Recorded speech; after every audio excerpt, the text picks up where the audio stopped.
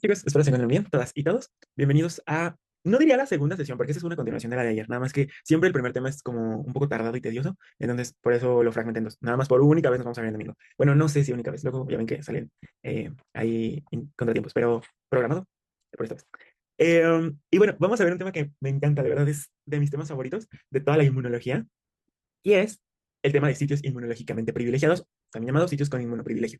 En realidad este es un tema muy sencillo, pero sí me voy a explayar un poquito más porque, ay, es que es muy padre la inmunología del embarazo, chicos. Entonces, pues necesito que la sepan, porque de verdad te cambia saber cómo es que se puede lograr un embarazo. Vamos a empezar. Entonces, lo primero que vamos a ver es qué es un sitio con inmunoprivilegio, ¿vale? El inmunoprivilegio, chicos, es un concepto el cual se usa para decir que en ese sitio en específico no se puede llevar a cabo una respuesta inmune, ¿vale? ¿Qué quiere decir esto? Que hay mecanismos que ya sea o regulan o impiden que las células entren a ese componente. Entonces ahí no queremos que se lleve a cabo la inflamación, ¿vale? ¿Esto por qué? Porque estos sitios tienen que ver, uno, con funciones vitales o dos, con preservar la especie, ¿vale? En cuanto a funciones vitales tenemos dos, uno es el encéfalo, el sistema nervioso central, y el segundo es el ojo, ¿vale? Y específicamente no todo el ojo, sino específicamente la cámara anterior. Y por funciones reproductoras tenemos al testículo y al útero. Y en este caso el útero, chicos, ya pues han existido muchos avances en cuanto a investigación y ya no se considera al útero como un órgano inmunológicamente privilegiado. Se considera solamente cuando es gestante, ¿vale? En otras condiciones no lo va a hacer. Y además, ya no se usa tanto el término de que sea inmunoprivilegio, porque muchas veces se piensa que inmunoprivilegio igual a inmunocompromiso o inmunosupresión. Y vamos a ver que el útero no es así. O sea, cuando estamos bueno, cuando se está en gestación, no es que esté inmunosuprimido para que no se rechace el embrión ni nada de eso, sino que es selectivo con lo que reconoce. Y esa es la parte padre del embarazo.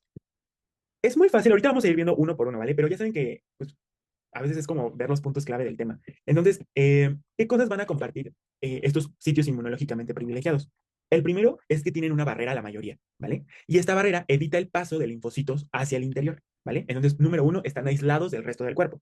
En el caso del ojo, en el caso del encéfalo, por la barrera hematoencefálica. El ojo, porque si recuerdan, la parte anterior es avascular, específicamente la córnea. De testículo, pues tenemos ahí la barrera hematotesticular. Y de útero, principalmente es selectivo, no es que esté aislado, es selectivo gracias a la barrera hematoplacentaria, ¿vale? Entonces, esa es la primera parte importante de qué onda con los órganos inmunológicamente privilegiados. Están aislados de alguna manera. La segunda es que tienen un ambiente antiinflamatorio. ¿Qué quiere decir eso? Si algo llega a entrar, si algún linfocito, algo llega a entrar, ese linfocito no se va a poder activar porque lo vamos a regular. ¿Cuáles son las principales funciones en las cuales nosotros regulamos o tenemos este ambiente antiinflamatorio? Número uno, secreción de citocinas antiinflamatorias. Hay secreción de TGF-beta y además de interleucina 10, ¿vale? Oye, aquí dice y L10, ¿vale?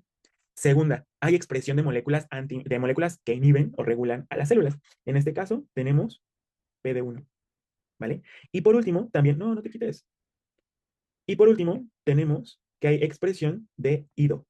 ¿Alguien recuerda para qué servía la indolamina 2,3 dioxigenasa? ¿O qué es lo que hacía? En general. Era lo que tenía que ver con el triptófano. Ajá, muy bien. ¿Y eso qué le hace a los linfocitos? No me acuerdo muy bien, pero lo regulaba negativamente. Exacto, sí. O sea, le hice como una frase que no se les tiene que olvidar nunca, y este bloque también se les van a preguntar, y es que IDO inhibe la proliferación de linfocitos T, ¿vale? ¿Por qué? Porque lo que hace es quitar el triptófano, y entonces esto inhibe su proliferación, y pues ya no tienes clonas que vayan y ataquen, ¿vale? Entonces, ese es el ambiente de inmunoprivilegio que normalmente cumplen estos sitios, ¿vale? Vamos a verlos uno por uno. La verdad es que esto ya es mero formalidad, porque si entendiste eso pasado, ya sabes que se repite. Entonces, vamos a empezar primero con el encéfalo. En el caso del encéfalo, tiene varias cosas que lo hacen inmunológicamente privilegiado. La primera es la barrera hematoencefálica. Si alguien recuerda qué es lo que forma la barrera hematoencefálica, chicos, y bueno, aquí está un esquema nada más para que se guíen. Los pies de los astrocitos. Bien, eso es una. Dos, ¿qué sería esto de acá? Y tres, esto de acá. Va. La barrera hematoencefálica está compuesta por tres componentes. Uno, ya me lo dijeron, los pies perivasculares de los astrocitos, ¿vale? La segunda es la membrana basal que se forma entre el astrocito y el endotelio, que justamente es nuestro tercer componente. El endotelio, que recuerden que son capilares continuos, los que componen a el endotelio del sistema nervioso, ¿vale? En su mayoría, porque recuerden que a nivel de plexos corridoreos son capilares fenestrados. ¿Qué más hay? Además de esta, que ya como tal es una barrera que aísla o que dificulta la entrada de linfocitos hacia el tejido nervioso, también recuerda que ya podemos llegar a tener pericitos. Los pericitos son células que sustituyen la túnica íntima de los vasos sanguíneos. Y ellos tienen una función importante inmunológicamente hablando, porque estos van a ser los que produzcan las citocinas antiinflamatorias. Aquí tenemos TGF-beta, tenemos ácido retinoico, que permiten la diferenciación de un perfil de regulador, ¿vale? Entonces, va a haber regulación. ¿Qué otra cosa hay? Por aquí tenemos, bueno, este de aquí es, este no es nuestro astrocito, una neurona, y por aquí, cerca de las sinapsis, tenemos a estas células, que son células de la microglía.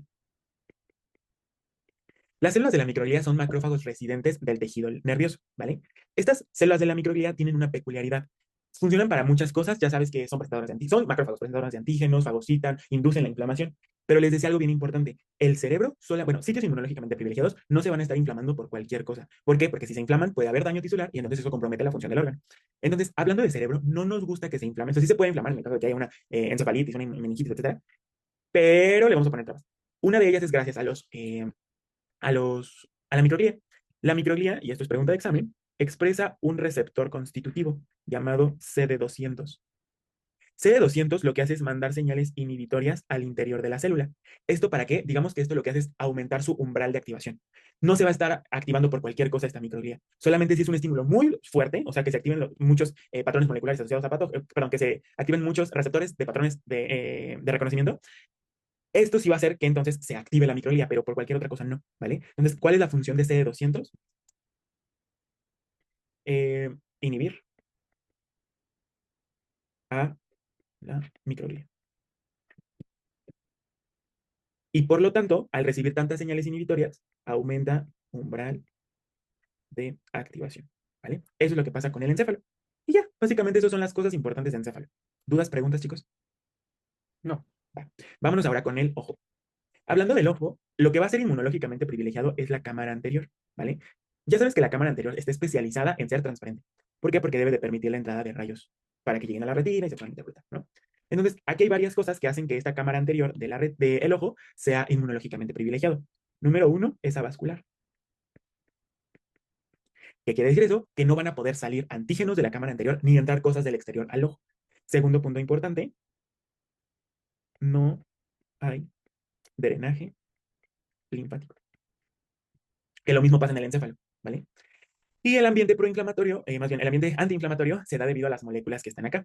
En este ojo se va a expresar o se va a secretar de manera constitutiva TGF-beta, que ya sabes es antiinflamatorio. Se va a expresar IDO, que ya sabes que inhibe la proliferación de linfocitos. Y hablando específicamente del iris, el iris tiene la capacidad de expresar moléculas como PD1 y Fas ligando. Entonces, en caso de que se llegue a meter un linfocito o algo al ojo, se va a topar con PD1, que sabes que manda señales inhibitorias, y Fas ligando, que sabes que manda señales de apoptosis, ¿vale? Esto se le conoce a estos mecanismos, se les conocen como AKIT. ¿Qué quiere decir AKIT? Desviación inmunitaria asociada a la cámara anterior del ojo. Eso significa AKIT, ¿vale? ¿Qué quiere decir eso? Que dentro del ojo, básicamente, no vamos a dejar que se lleve a cabo la respuesta inmune. ¿Qué es lo que pasa si llega a haber una lesión, un traumatismo? Esto va a hacer que esto va a hacer que se liberen antígenos al torrente sanguíneo. Antígenos que estaban ocultos, ahora se van a ir. ¿Y qué es lo que pasa? Esos antígenos estaban ocultos. Un linfocito jamás los reconoció, no sabe que son parte de nosotros. Entonces, ¿esto qué hace? Esto puede hacer que entonces se activen clones. Si tú recuerdas, veíamos que, y esto lo vimos en lo que ha pasado, dentro de las cosas que le puede pasar a un linfocito cuando está madurando, uno es selección negativa. O sea, si es autorreactivo, lo eliminamos. En el caso de los linfocitos B, tenemos a la edición del receptor. Pero, y te lo dije como, esto acuérdate, porque vamos a llegar a bloque 3. Existe algo llamado ignorancia inmunológica. ¿Qué quiere decir esto de la ignorancia inmunológica?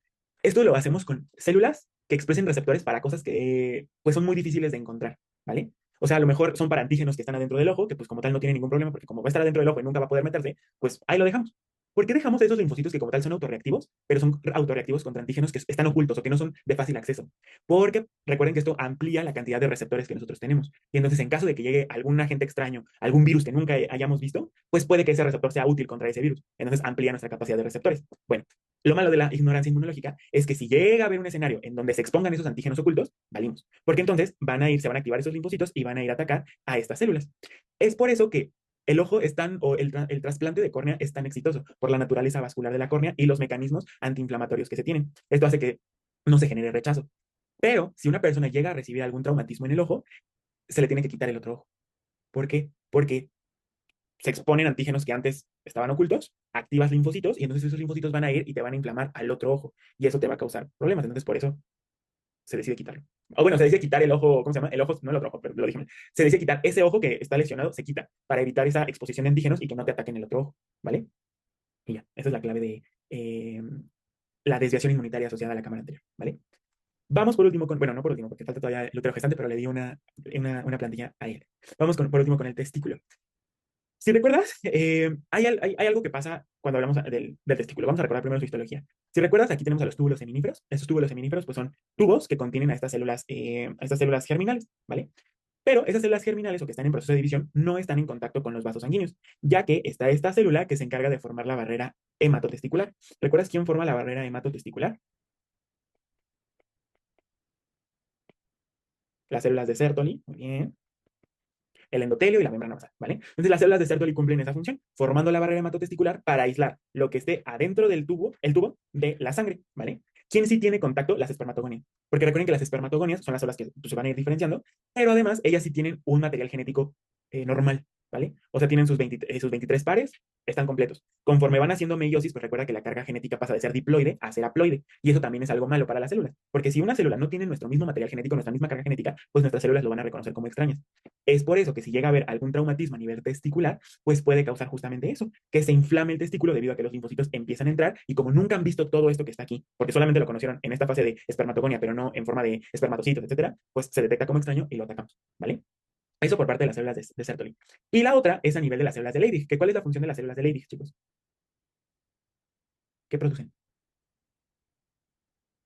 Las células de Leydig producen testosterona, ¿vale? Entonces, estas células producen la testosterona y la testosterona, como tal, tiene un efecto antiinflamatorio, ¿vale?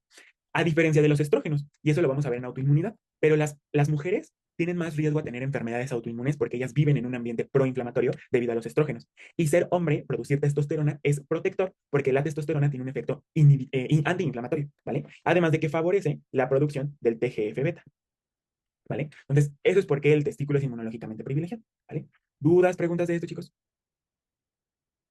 ¿No? Va, sigamos. Ujú. Dime. ¿Dijeron una duda o no hay dudas? No hay dudas. Ah, ok, perfecto. Muy bien. Entonces, vamos con la parte padre de este tema, que es la inmunología del embarazo. Ay, chicos, de verdad, o sea, yo creo que hay tres materias en esta carrera que a mí me han encantado. Una es la inmunología, otra es la ginecología. A mí me encantó. No, yo no voy para gine, pero yo voy para mi gine interna porque pues, me gusta sufrir. Pero gine de verdad es una materia bien bonita. Respétenla mucho. A mí me encantó. Y pues van a todos, todo el mundo tiene que pasar por ginecología porque eso es una ley mexicana. Entonces, pues la van a tener que pasar por ahí. ¿Por qué les digo esto? Porque cuando pasas por ginecología te das cuenta que en realidad, o sea, las embarazadas cursan por mucho y sufren muchos cambios y pues uno no los comprende hasta que los vive. Entonces, pues no todos los van a comprender en sí. Cuando tú estudias la inmunología del embarazo, te das cuenta que el embarazo es algo que tiene todas por perder. O sea, desde el momento en que existe una fecundación y que se necesita una implantación hasta que el feto se desarrolle y salga, hay muchas cosas que pueden salir mal y que muchas veces salen mal, ¿vale? Pero cuando se lleva un embarazo exitoso, pues eso en verdad es un milagro. Entonces, pues vamos a ver este tema tan bonito. ¿Qué pasa con el embarazo? Hay algo que, bueno, el embarazo tiene muchas regulaciones, hay muchos cambios. Ahorita nada más me voy a enfocar en los cambios inmunológicos, ¿vale? ¿Qué es lo que ocurre? El sistema inmune tiene un problema con ese cigoto que se va a implantar. ¿Cuál es ese problema? El problema es el siguiente. Tú aquí tienes un espermatozoide. Este espermatozoide pues tiene toda la información genética de papá, mientras que también tienes un óvulo y ese óvulo, bueno, ovocito secundario, tiene la información de la mamá, ¿vale? Ambos van a tener también genes que codifican para el MHC, o sea, tienen MHCs expresados, ¿vale? Recuerda que el MHC tiene codominancia. ¿Qué quiere decir eso? Que cuando estos dos se junten, ese cigoto, que lo voy a dibujar, este de aquí es el cigoto, ¿vale? Este cigoto va a expresar el 50% de la información de papá y el 50% de la información de mamá. ¿Esto qué quiere decir? Que cuando este cigoto se va a implantar, el cuerpo de la mamá dice, ok, yo no tengo problema con este 50% porque es lo mismo que nosotros expresamos, ¿vale? Aquí no hay ningún problema. El problema es el 50% de este individuo que yo no lo conozco. Entonces, se dice o se plantea que el feto es un injerto, ¿vale? Un injerto es un tejido que se va a poner en el organismo, ¿vale? Hay diferentes tipos de injerto dependiendo su origen, ¿vale? Específicamente, debido a esta información genética que tiene el feto, decimos que es un injerto semi-injerto, semihalogénico. ¿Por qué es semihalogénico? Halogénico quiere decir que es de la misma especie, pero viene de otro individuo, ¿vale? Eso es halogénico.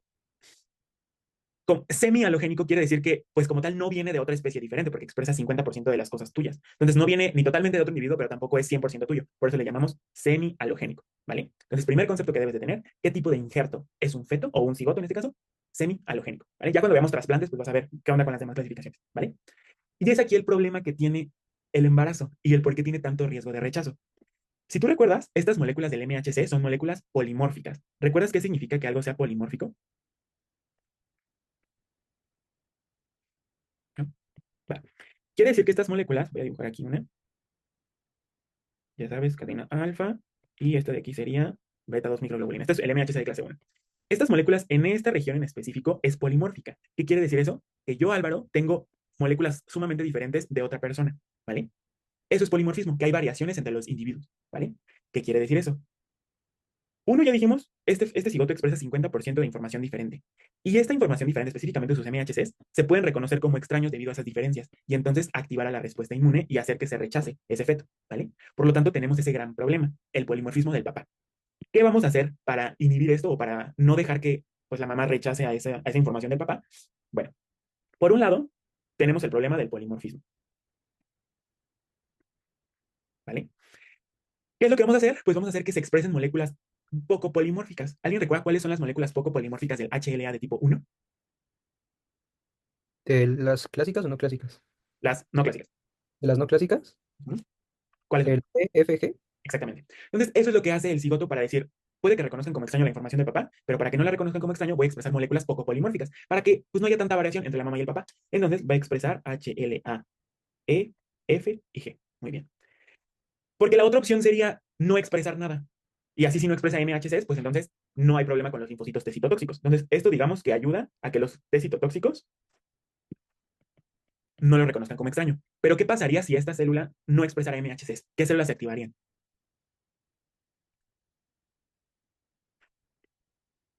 Se activarían células NK. Acuérdate que si a la NK no le expresas el MHC, se enoja y te mata. Entonces, el expresar moléculas no polimórficas del MHC te ayuda a eso, a que por un lado no haya tanta diferencia y tus test citotóxicos no lo reconozcan como extraño. Y número dos, para que las NK se entretengan y no se enojen porque no estás expresando NK, digo MHC, ¿vale? Entonces, en eso se basa el proceso de implantación, ¿vale? Ahora bien, antes de seguir, vamos a ver que desde antes de que exista un proceso de fecundación, ya bueno, existen procesos que van a ayudar a que se pueda llevar a cabo el proceso de, de fecundación. El primero es el líquido seminal. Ven aquí, líquido seminal. El líquido seminal tiene muchísimas cosas, pero dentro de ellos también tiene factores antiinflamatorios. El primero es el TGF-beta, ¿vale? Y el segundo son las prostaglandinas, la prostaglandina E2, que la prostaglandina E2 interfiere en la diferenciación de linfocitos, ¿vale? El problema de que haya prostaglandinas en el líquido seminal es que acuérdate que las prostaglandinas inducen contracciones. De ahí que, esto es ya un dato ginecológico, de ahí que no se recomienda, por ejemplo, en pacientes que tienen amenazas de parto pretérmino o, bueno, sí, que no se recomienda tener relaciones sexuales durante el embarazo, porque puedes inducir contracciones debido a esto. Pero otra cosa que también se favorece es o en donde recomiendan tener relaciones sexuales, y de hecho eso es algo que les recomiendan mucho a las pacientes, es cuando ya se están pasando de término. Un embarazo se dice que es de término cuando llega a las 37 semanas, y de ahí tiene desde las 37 semanas a las 40 semanas para decir que, o bueno, para que el bebé nazca. Si nace después de las 40 semanas, a eso ya se le llama posttérmino.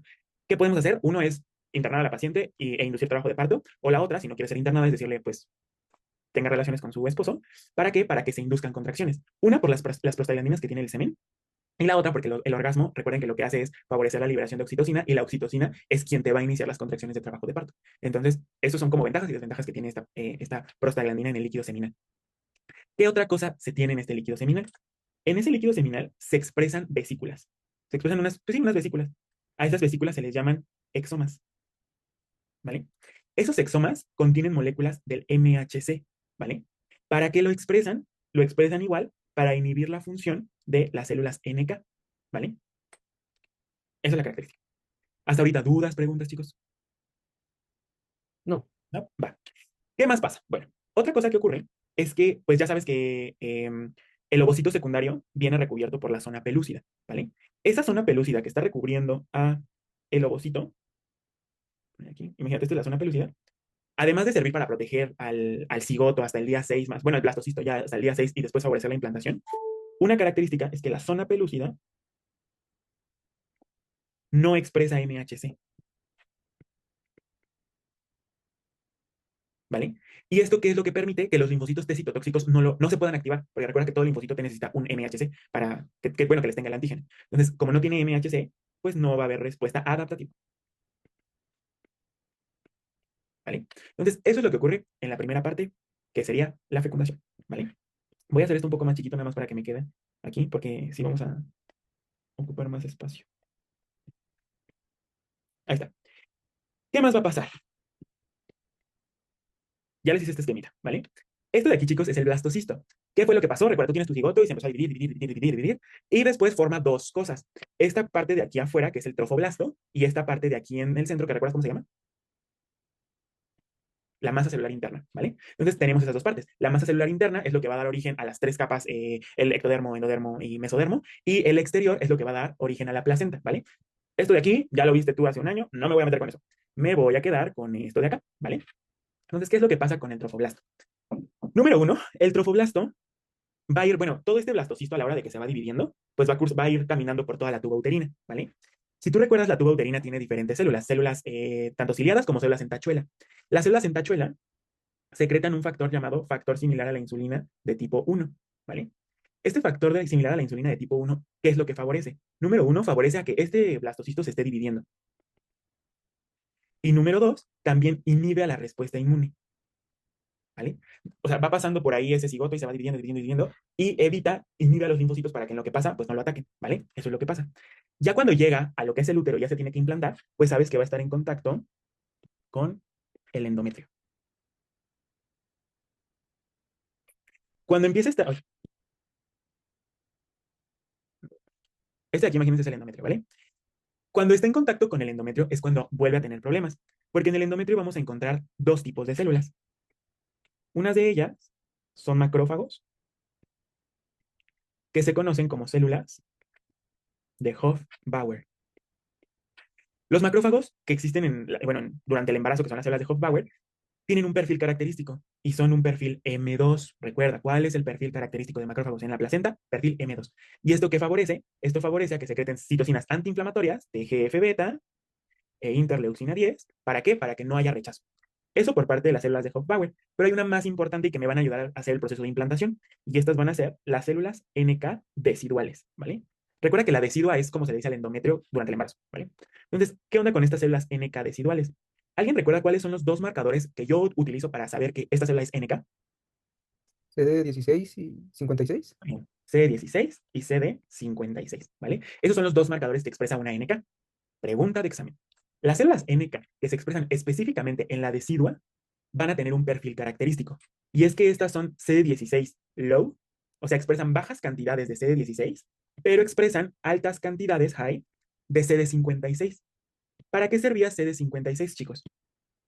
Perdón, CD16, que es un receptor, de hecho, también de anticuerpos. FcγR3, Ajá. ¿Qué es lo que hace? ¿Cuál es su función? toxicidad dependiente de anticuerpos. Exactamente. Si una célula NK expresa muchísimo CD16, eso lo vuelve una célula citotóxica. Estas células lo expresan muy bajito, por lo tanto, estas células no expresan, no son citotóxicas, no van a matar. Su función es producir interferón gamma y factor de crecimiento endotelial vascular, ¿vale? Esas son las dos cosas que produce una NK en la decidua, pero no lo van a hacer si no le dan la llave de activación. ¿Cuál es la llave de activación? Fíjate bien, me voy a ir tantito para acá. Esta de aquí es una célula del trofoblasto, ¿vale? Y esta de acá sería la célula NK. El trofoblasto, recuerda que como para el día 6 ya perdió a la zona pelúcida. Entonces ya va a estar en contacto como tal la célula con el tejido, el endometrio. Entonces, ¿qué es lo que va a expresar ese trofoblasto? Ya dijimos, expresa moléculas no clásicas del MHC. Va a expresar H, L, A, E, F y G, ¿vale? De todas estas tres, expresa las tres, pero la que más va a estar predominando y de hecho la que más se va a expresar a lo largo de la vida, bueno, del desarrollo embrionario, es la G, ¿vale? Pero las tres se expresan. ¿Y qué es lo que va a pasar? Este HLA-G pues va a expresar péptidos propios del trofoblasto y se van a unir a un receptor inhibitorio en la célula NK, ¿vale? Que esto lo vimos en el primer bloque. ¿Recuerdas cuál es el receptor que reconoce moléculas del HLA no polimórficas? no te preocupes. Es el receptor NKG2A, ¿vale? Acuérdate que si termina en A es porque es apagador, manda una señal al interior de la célula para que se inhiba. Si el trofoblasto une sus moléculas no polimórficas con este receptor, pregunta de examen, esto va a hacer entonces que se mande la señal inhibitoria al interior de la NK y entonces ahora sí empiece a sintetizar esto que te dije, interferón gamma y factor de crecimiento endotelial vascular, ¿vale? ¿Para qué sirve todo esto? Esto sirve para el proceso de implantación, ¿vale? Y aquí hay unos tips, bueno, no unos tips, sino algunos como datos curiosos inmunológicos que les comparto para la vida. Eh, se, se tienen muchas teorías y muchos estudios con que pues el MHC también determina la afinidad o la atracción que tú le tengas a tu pareja, ¿vale? Esto es la inmunología del amor. ¿Qué es lo que pasa?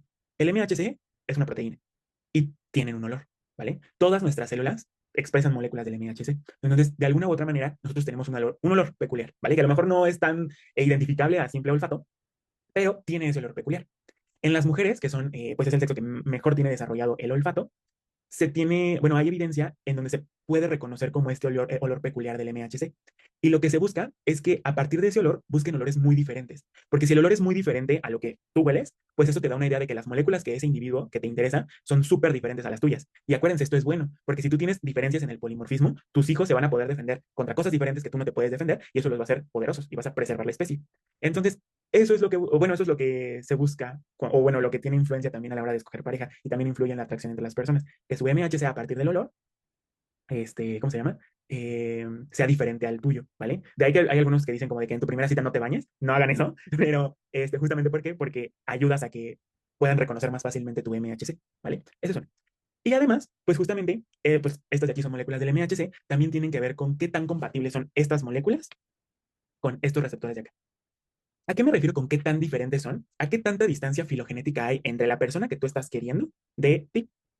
¿A qué me refiero? Imagínate que la mamá es una persona, no sé, de ascendencia africana, mientras que el papá es de ascendencia, no sé, hindú o asiática, ¿vale? Ahí hay diferencia notable. Por eso es que no es tan normal, bueno, no es que no sea normal, sino no es tan común, esa es la palabra, no es tan común que tú te encuentres, por ejemplo, una persona negra con ojos rasgados. ¿Por qué? Porque hay distancia entre ellos y entonces no hay tanta compatibilidad acá, ¿vale? Entonces, eso es la otra. Justamente esto es algo que importa a la hora de que haya este match entre trofoblasto, placenta. Esto, la compatibilidad del MHC con los receptores de la NK, ¿vale? Bueno, entonces, chicos, ¿qué es lo que va a pasar? Pues el trofoblasto, les decía, expresa esas moléculas inhibitorias de las células NK y estas células NK favorecen la producción de esto. ¿Esto para qué? El trofoblasto durante el proceso de implantación es fagocítico. Entonces, esto le va a dar armas al trofoblasto para que pueda implantarse, ¿vale? Mientras que el factor de crecimiento endotelial le va a dar armas a la mamá para que aumente la vascularización, que es lo que se quiere durante la formación de la placenta, ¿vale? ¿Dudas de esto, chicos? ¿No? Va. ¿Qué es lo que pasa entonces si no hay como un buen match acá? O no hay una suficiente producción de estas hormonas que te digo por acá. Fíjate bien. Me voy a ir un poquito a sus clases de embriología, que es una materia muy bonita. Aquí está tu trofoblasto. Por aquí estaría tu um, masa celular interna, ¿vale? Ese trofoblasto se va a ir acercando al endometrio. Esto de aquí sería el endometrio, ¿vale? Esto, ¿vale? ¿Y qué es lo que va a hacer? Va a empezar a proliferar. Prolifera, prolifera, prolifera, prolifera. Y recuerda que conforme va proliferando va formando esto, esto, esto, ¿vale? ¿Qué son estas cosas? Las famosas vellosidades coriónicas, ¿vale? El trofoblasto cuando se va dividiendo tiene dos partes. Esta parte que está proliferando muchísimo, a esto se le llama sincitio trofoblasto. Sí, esto de aquí es el sincitio trofoblasto. Y por acá,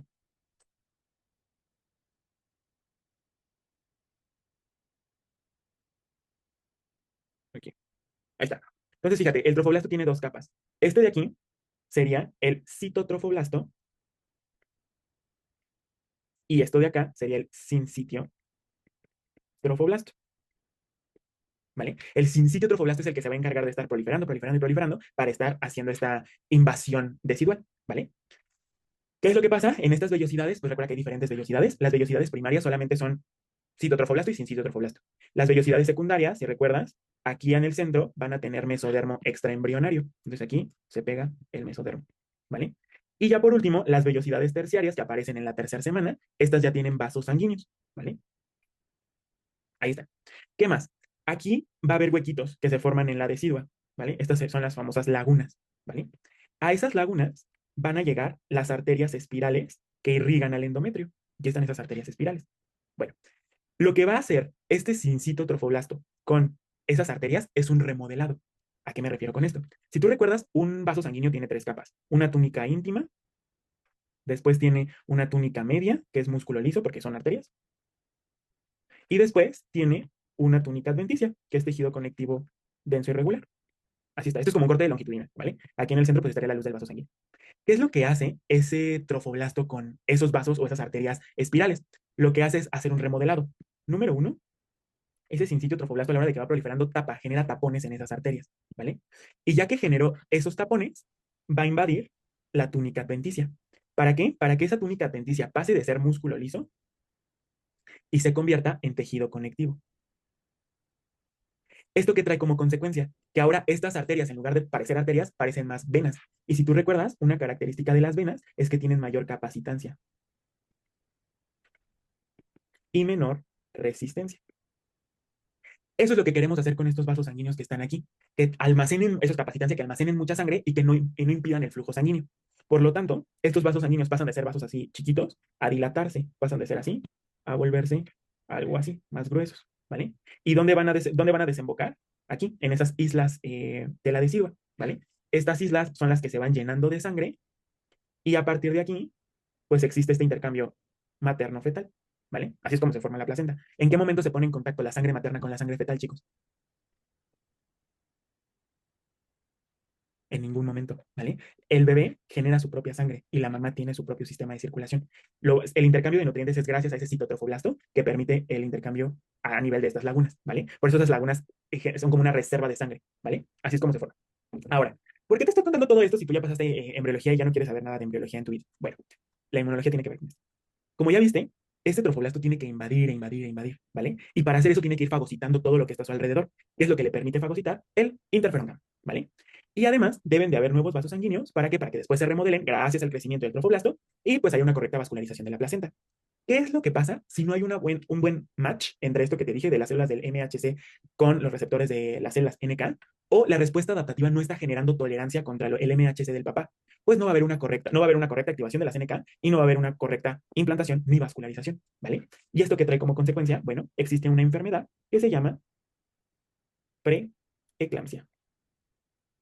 ¿Alguien sabe qué es la preeclampsia o ha oído algo de la preeclampsia? Creo que es cuando la presión arterial de la mamá se sube, ¿no? Al momento del parto. Exactamente, muy bien. Es bueno, ay, es que no me quiero meter en ingeniería, me encanta, pero existe un espectro llamado trastornos hipertensivos del embarazo, ¿vale? Y pueden ser varias cosas. En el caso de la preeclampsia, aquí tú lo que tienes es hipertensión arterial, ¿vale? Pero además hay daño a un órgano. Y la clave para decir que esto es preeclampsia es porque esto se da después de las 20 semanas de gestación, ¿vale? Si una mamá tiene hipertensión antes de las 20 semanas, a eso se le llama hipertensión crónica. O sea, ya era hipertensa, nada más que está debutando ahorita en el embarazo con hipertensión. Dos, si tiene después de las 20 semanas, aquí tiene dos, que sea hipertensión gestacional, y eso es nada más tiene hipertensión. O que sea preeclampsia, y eso es que tenga daño orgánico. O que sea eclampsia, si además tiene convulsiones. Entonces, esos son como el espectro de las enfermedades hipertensivas del embarazo. Ahora bien, ¿qué pasa con estas pacientes que tienen hipertensión? ¿Y a qué se debe? A que no hay una correcta implantación y formación de la placenta, ¿vale? Esto se debe a varias cosas. Uy, dejen hago esto un poquito más chiquito porque me voy a explayar. Aquí lo pongo. Entonces, esto se debe a varias cosas. Número uno, a que no hay una correcta tolerancia entre la información del papá cuando quiere llegar a la mamá, ¿vale? Y además hay una alteración en la remodelación endovascular. O sea, esto que te acabo de decir aquí. Ahí dónde está. Esto de acá, ¿vale? Entonces, ¿esto qué trae como consecuencia? Esto trae como consecuencia que la placenta no se genere bien, no tengas una placenta bien vascularizada, bien insertada. Y entonces va a haber hipoxia, ¿vale? Y entonces aquí empiezan a haber un buen de fenómenos debido a esta hipoxia. Número uno, empieza a haber daño a nivel, pues daño tisular, porque sabes que la hipoxia contribuye a la generación de patrones moleculares asociados a daño. Y entonces esto genera una inflamación, ¿vale? En el proceso inflamatorio se producen proteínas llamadas endotelinas. Y estas endotelinas lo que hacen es hacer una vasoconstricción sistémica. ¿Qué quiere decir eso? La placenta libera endotelinas y todo el cuerpo de la mamá empieza a sufrir vasoconstricción. ¿Qué pasa si hay vasoconstricción? ¿Qué le pasa a las resistencias vasculares periféricas, chicos? Aumenta. Aumentan las resistencias vasculares periféricas. Y si aumentan las resistencias vasculares periféricas, qué le pasa? O bueno, más bien, pregunta para Deficio. ¿Qué determina la presión arterial? El gasto cardíaco por la resistencia vascular periférica. Entonces, si suben las resistencias periféricas, va a aumentar la tensión arterial, ¿vale? Eso es una por las endotelinas, pero al mismo tiempo, el mismo cuerpo de la mamá hace vasoconstricción para hacer una recirculación. ¿Qué es lo que pasa? Ponemos al bebé primero. Entonces, la placenta empieza a consumir toda la sangre, toda la sangre. La placenta durante el embarazo obtiene hasta el 15% de gasto cardíaco, o sea, imagínate. Entonces, le quita sangre al resto del cuerpo. Entonces, para que esa sangre no se vaya a otros lados, hay también vasoconstricción a nivel, pues, de los órganos de la mamá para que se dirija hacia el útero, ¿vale? Entonces, por eso hay hipertensión. ¿Vale? ¿Qué más? Les decía, hay una hipoxia y eso empieza a generar daño tisular. Si hay disminución ya les decía, hay vasoconstricción, entonces hay disminución en el aporte del flujo sanguíneo, el primer órgano que se empieza a dañar es el riñón, ¿vale? Entonces, el riñón empieza a dañarse, a eso se le llama lesión renal aguda, que se empieza a cronificar. ¿Qué es lo que empieza a hacer el riñón? Se empieza a dañar la barrera, la membrana basal glomerular. ¿Qué característica tiene la membrana basal glomerular para que no deje pasar proteínas, chicos? Que tiene una carga negativa. Exactamente. Entonces, al haber un daño en esa membrana basal glomerular, se pierde la electronegatividad que tiene la membrana y entonces empieza a haber algo llamado proteinuria. O sea, empieza a tirar proteínas la mamá por la orina, ¿vale? Y esto es el daño órgano blanco que te digo. O sea, si una mamá nada más tiene hipertensión, eso es hipertensión gestacional. Pero si además ya tiene proteinuria, eso ya es preeclampsia, porque ya tiene daño a órgano blanco. ¿Qué más se empieza a afectar? Se empieza a alterar el hígado de la mamá. ¿Vale? Entonces empezamos a tener que empiezan a haber muerte de hepatocitos por la inflamación que existe y a eso se le llama, bueno, y eso empieza a aumentar las enzimas hepáticas, llámese AST y ALT, ¿vale? Esas son las que principalmente medimos. ¿Qué más empieza a haber? Debido a la inflamación que hay a nivel sistémica de la mamá, empieza a haber activación plaquetaria. Las plaquetas se activan porque dicen, no, pues estamos lesionados, pues nos activamos para reparar. No sé qué tengo que reparar, pero me voy a activar. Entonces, como las plaquetas se están usando, pues va a haber una trombocitopenia. ¿Cuánto es trombocitopenia, chicos? ¿Con cuánto dices? Menos de cuánto ya es trombocitopenia. ¿Lo vieron en esto? Menos de 150.000, ¿vale? Si tiene menos de 150.000 plaquetas, eso ya es trombocitopenia y también es un marcador de daño. ¿Qué es lo que ocurre? Imagínate que tú estás aquí en un capilar y aquí se están formando esos trombos, ¿vale? Los eritrocitos no van a poder pasar fácilmente, entonces se empiezan a lesionar, empieza a haber lesión eritrocitaria y entonces hay hemólisis, ¿vale? Porque hay hemólisis porque estos eritrocitos no pueden pasar bien y se empiezan a fragmentar, ¿vale? Ese es el otro marcador que van a tener las pacientes con preeclampsia. Si estas pacientes con preeclampsia se complican, no se tratan, pues desarrollan algo llamado síndrome de HELP. ¿Qué significa síndrome de HELP? Hemólisis. Aumenta el ácido úrico debido a la, ¿cómo se llama? A la degradación que empiezan a tener. Bueno, empiezan a haber esquistiocitos, o sea, tú ves un frotis de una mamá y se ven ahí todos los eritrocitos deformes, ¿vale? Hay elevación de enzimas hepáticas, AST y ALT principalmente. Y la LP es de low, bueno, lo voy a escribir en inglés, ¿no? ¿Vale? De bajas plaquetas, ¿vale? Eso es lo que se conforma el síndrome de HELP. ¿Y por qué se da? Debido a la inflamación que existe y a la hipoxia que se tiene, ¿vale? Esta es la fisiopatología de la preeclampsia, chicos. ¿Y por qué se da? Por este principio inmunológico, ¿vale? ¿Cuál es el tratamiento para una paciente con preeclampsia? Bueno, definitivo, terminar el embarazo, ¿vale? Pero obviamente no se va a poder hacer en todos los casos porque un feto es viable a partir de, o sea, como tiene altas esperanzas de vida a partir de las 34 semanas. Si empieza con 32 a 34, le puedes dar maduradores pulmonares, se le da un esquema de betametasona o de dexametasona para que llegue a las 34 y ya puedas hacer la cesárea, ¿vale? Pero a las 34 es cuando ya tiene altas probabilidades de que esté bien. Sé que a lo mejor ustedes conocen personas que nacieron antes, pero pues esos niños tienen alto índice de mortalidad. Entonces, pues no siempre se va a poder hacer eso. ¿Qué se les da? Control de la presión arterial, ¿vale? Dentro de todos los antihipertensivos que existen, el antihipertensivo de elección en una paciente con preeclampsia es alfa-metildopa, ¿vale? Y ya. Otra cosa en la que la inmunología puede entrar aquí pues ya vimos, ¿no? Pues esto tiene que ver con la tolerancia, que la mamá pues sea tolerante a los componentes del papá y también exista no tanta diferencia filogenéticamente hablando en cuanto a el MH del papá y la célula CNK, ¿no? Ya lo vimos. ¿Quién me recuerda cuál es la vía que induce tolerancia? ¿Qué vía de... Laura. Exactamente, la oral. ¿Qué se ha visto en muchos estudios? Se ha visto que mamás que tienen... Entonces, les decía, ¿no? Que pues esto tiene que ver con la tolerancia que la mamá reconozca o sea, genere tolerancia contra el papá. ¿Qué puede influir o qué puede favorecer esto? Bueno, pues se ha visto que mujeres que están en contacto con el semen de su misma pareja durante mucho tiempo tienen menos riesgo de tener preeclampsia.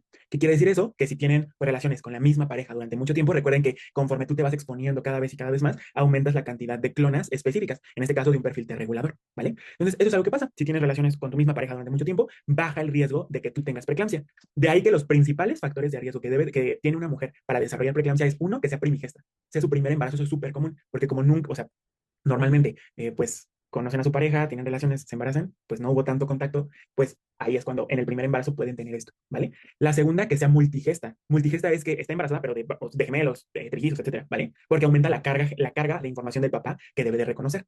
La tercera es que tenga procesos autoinmunes, por ejemplo, tenga lupus, tenga síndrome antifosfolípidos, porque ellos ya tienen como tal una condición que les hace producir muchos anticuerpos.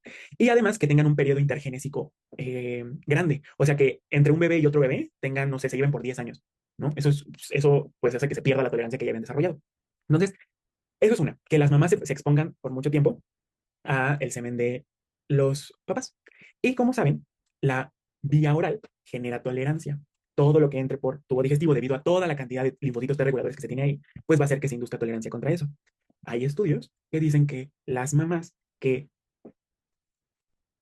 administran por vía oral el semen de su pareja tienen significativamente menos riesgo de tener preeclampsia porque inducen tolerancia. Y esto hace entonces que sea más compatible o que ya se haya reconocido previamente el MHC paterno y por lo tanto, porque recuerden que ¿cómo se llama? El semen tiene exomas y eso tiene MHC y por lo tanto a la hora de la implantación sea más fácil que sea reconocido y entonces tenga una mejor activación de la CNK. ¿Para qué? Para que pueda implantarse bien esa placenta. ¿Vale? Interprétenlo con los fines que gusten. ¿Dudas, preguntas, chicos, de la inmunología del embarazo, parte uno? Bueno, hasta ahorita. No. Ok. Ahora, ya por último, ¿qué más? Ay, aquí voy a hacer otra. Ya por último, ¿qué es lo que pasa con la placenta una vez que ya está formada? Vamos a dibujar aquí una placenta. La placenta es más o menos así, ¿no?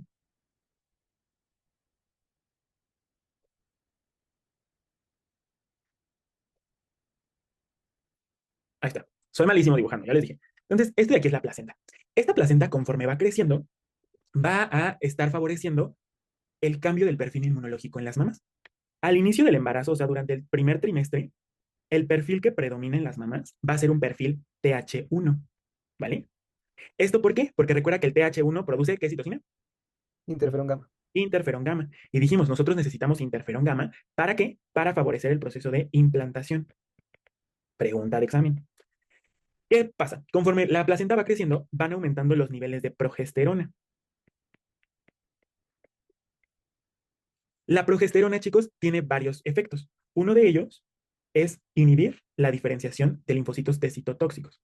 La segunda es aumentar el perfil T regulador, ¿vale? En la decidua. Y número tres, favorecer, eso, favorecer junto con los estrógenos la producción de interleucina 4 sistémica. ¿Qué perfil de linfocitos diferencia la interleucina 4, chicos? TH2. TH2. Entonces, ¿qué es lo que pasa? Conforme va pasando el embarazo, va a haber un cambio en el perfil de linfocitos en la mujer. Va a pasar más o menos durante el segundo trimestre, va a pasar de ser TH1 a ser un perfil TH2, ¿vale? Este perfil, ¿por qué se produce? Esto se debe gracias a la placenta por la producción de progesterona y de estrógenos, ¿vale? Que aumenta los niveles de interleucina 4.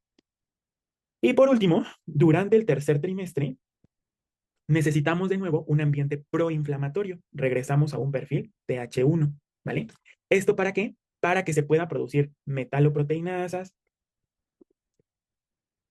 se puedan producir prostaglandinas que ayuden a la contracción del músculo liso. ¿Esto para qué? Para el trabajo de parto. ¿Vale? Entonces, esto, chicos, es lo que vamos a necesitar durante el embarazo, un cambio en el perfil de linfocitos. Al inicio siempre es TH1, después hacemos TH2, porque recuerda que los TH2 secretan ¿qué citocinas? 5 después.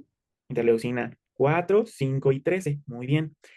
4 y 13 diferencian a macrófagos M2. Y recuerda que estos son muy importantes porque son antiinflamatorios, secretan interleucina 10 y secretan TGF beta, ¿vale? Entonces, esa es la característica. Ah, y otra cosa. Además de esto, la producción de interleucina 10 que tienen este perfil T regulador también favorece a que aumente la cantidad de expresión de HLA-G, que si recuerdas, esta dijimos que era, ¿para qué? Para que la placenta se pueda formar, ¿vale? Entonces, esto, chicos, es bueno, forma parte de los cambios que se tiene durante el embarazo, ¿vale? ¿Cómo lo vemos clínicamente? En el embarazo, las mamás pueden cambiar muchas cosas, pero dentro de ellas algunas enfermedades, dentro de ellas enfermedades autoinmunes. Debido a este cambio en el perfil de linfocitos, hay algunas mamás que llegan a la remisión. Remisión en una enfermedad autoinmune quiere decir que no tiene actividad, está como curada, pero no se cura. ¿A qué pacientes les va muy bien durante su embarazo? A las pacientes que les va bien durante su embarazo son a las pacientes que tienen artritis reumatoide o esclerosis múltiple. ¿Esto por qué? Porque estos perfiles, bueno, estas enfermedades son protagonizadas por linfocitos TH1. Entonces, a la hora de que tú bloqueas a los TH1 porque lo vas a cambiar hacia TH2, las pacientes dejan de tener el dolor articular o dejan de tener efectos en el sistema nervioso porque ya no tienen TH1 diferenciados, ¿vale? ¿A quienes no les va tan bien? A las pacientes que tienen lupus. Las pacientes que tienen lupus es una enfermedad en donde se producen muchos anticuerpos, ya lo vamos a ver en autoinmunidad. El lupus está influenciado por un perfil TH2. Entonces, como en el embarazo aumentan los niveles de TH2, pues entonces esto también las hace más propensas a que se reactiven. De ahí que, eso es algo que me ha pasado mucho en la estancia en donde estoy, a las pacientes que tienen lupus les va un poquito peor durante su embarazo porque se reactiva su enfermedad. Empiezan con manifestación cutánea, muchas empiezan con afectación renal debido a esto. De ahí que, no quiere decir, eso es algo bien importante, que las pacientes que tienen lupus no se pueden embarazar, para nada. Sí se pueden embarazar, pero deben de tener un buen control, mínimo un año. Entonces, muchas no lo hacen. O sea, me han llegado pacientes que consumen, uno de los tratamientos que se les da en lupus es micofenolato de mofetilo, azatioprina, ¿qué te gusta? ¿Cómo se llama el plaquenil? Hidroxicloroquina o también metrotexate. El metrotexate recuerda que inhibe la síntesis bueno, el metabolismo de la B12. Entonces, ¿para qué quieres B12? O sintetizar ácidos nucleicos para el cierre del tubo neural. Entonces es muy común que estas pacientes tengan bebés que tienen defectos en el tubo neural debido a esto, ¿vale? Entonces, de ahí que con el lupus, o sea, la inmunología que hay, o bueno, la biología de la reproducción que hay en pacientes que tienen enfermedades autoinmunes es bastante compleja debido a esto, ¿vale? ¿Qué otra cosa hay o qué otra cosa sufren las pacientes durante su embarazo? Se reactivan las alergias. Porque recuerda que las alergias, el principal perfil que se tiene es un TH2. Entonces, muchas mamás debutan con asma, eso le pasó a mi mamá. Muchas mamás debutan con asma cuando están en su embarazo. O bueno, con otras alergias, no sé, llámese rinitis alérgica, alguna alergia alimentaria, por la alta cantidad de perfil TH2 que se tiene, ¿vale? ¿Dudas de esto, chicos? ¿Algo que no les haya quedado claro? ¿O alguna pregunta que les haya surgido de la inmunología del embarazo? ¿No? Y ya nada más por último, ya me cayó, les juro. De ahí que también sea eh, somos muy vigilantes, no sé cómo decirlo, con las infecciones de vías urinarias que se tiene durante el embarazo. Eso ya lo vas a ver y lo vas a tener que estudiar a fondo, pero en las consultas de control prenatal hay consultas en donde tú le tienes que estar pidiendo, así no te diga que tiene síntomas, pero sí tú le tienes que estar pidiendo examen general de orina a las mamás. ¿Por qué? Porque existe algo llamado bacteriuria asintomática, quiere decir que tiene bacterias en vías urinarias pero no le está causando síntomas, ¿vale? ¿Y qué puede desencadenar eso? Que se complique en una infección de vías urinarias. Y de ahí que las infecciones en vías urinarias en el embarazo se tengan que tratar sí o sí. Siempre se tratan, chicos. ¿Por qué? Porque si hay una inflamación en vías urinarias que está cerca de lo que es el tracto genital, pues esto puede ocasionar a que se active una respuesta inflamatoria y entonces este perfil TH2 desaparezca y se tenga este perfil TH1. Y entonces se desencadene trabajo de parto. De ahí que una de las principales causas de amenaza de parto pretérmino o de parto pretérmino sea infecciones de vías urinarias debido a esto, ¿vale? De abortos, no. Bueno, la diferencia, como dato, diferencia entre aborto y trabajo de parto es que aborto es antes de las 22 semanas, de acuerdo a la OMS, y trabajo de parto es después de las 22 semanas. De aborto, causas de aborto, ahí las dividimos en primer y segundo trimestre. Las del primer trimestre, que son las más frecuentes, principalmente son por defectos cromosómicos, pero ya amenazas de parto pretérmino son por infecciones, ¿vale? Entonces, ojo con eso. ¿Dudas, preguntas, chicos? ¿Algo que no les haya quedado claro? ¿No? Va. Pues si no hay dudas, eso sería todo por esta. Ay, ¿dónde están? Ya. Eso sería todo por esta clase. Espero les haya gustado. La inmunología del embarazo es preciosísima. Hay mucho más todavía, pero me restringo a esto, ¿vale? Nos vemos el sábado para ahora sí ya ver el tema 2, que es inmunología contra microorganismos, ¿vale? Nos vemos. Adiós, hasta luego.